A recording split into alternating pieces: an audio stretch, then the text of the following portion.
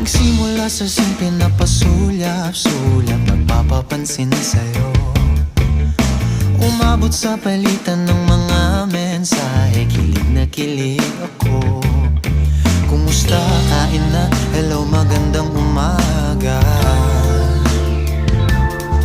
Ingat ka, pahinga, huwag kang masyadong magpupuyat pa. Naramdaman ng puso na dahan-dahan akong nahuhulog sa'yo. Sa kada araw natin na pag-uusap, meron ng